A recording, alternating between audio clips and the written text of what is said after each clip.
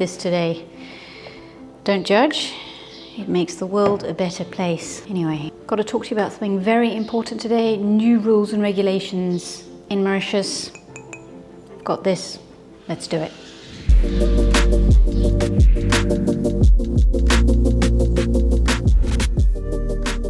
But before I get into the main body of the video, I just want to talk about my experience with coming back into Mauritius, because we flew in last week, and I have to say that it is definitely a process. Help us.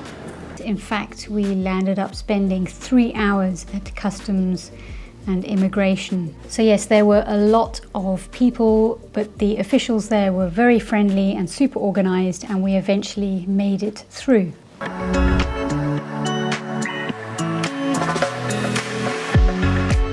After that, we headed to the beach, which is our happy place here on the island, and it was absolutely wonderful to see luggage tags on bags on the beach.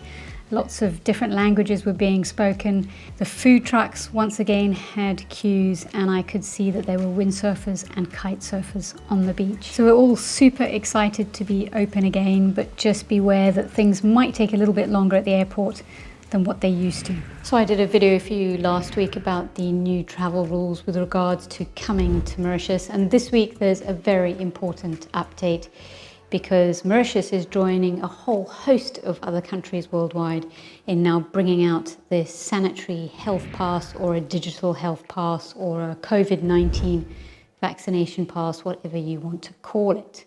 So what that means is that from the 15th of October, you're going to need to have one of these health passes in order to enter virtually anything on the island, whether it be a casino, a restaurant, a supermarket, a gym.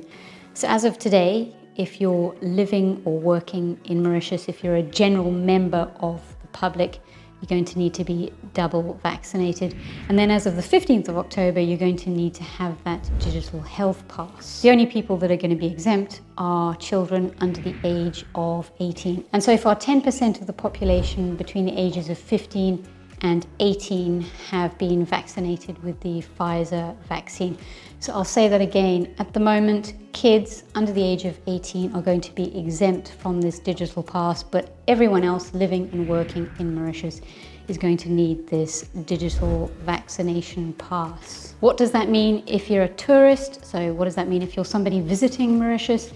It means that you're going to need to have a vaccination pass registered in your country, which you can then show as proof of your vaccination while you're here. So for example, I've just been to France and I had what's called there a passe sanitaire, and that was on my phone, which had a QR code. And anywhere I went, whether it be a restaurant or a bar or a supermarket, a pharmacy, I would have to show this pass on my phone. If you've been vaccinated, you are automatically allowed to enter anywhere in Mauritius as long as you have proof of that vaccination. So whether that be in the form of a printed copy or on your phone via an app, it will be accepted. So when you arrive into Mauritius, you're going to have to fill in a passenger locator form, and on that you put your place of residence while you're here in Mauritius, and that's so that the authorities can contact you with your PCR results. That's both on day 0 when you arrive, and then also on day 5 for that antigen test. On the island currently we're sitting at around 70% of the total population that have been double vaccinated,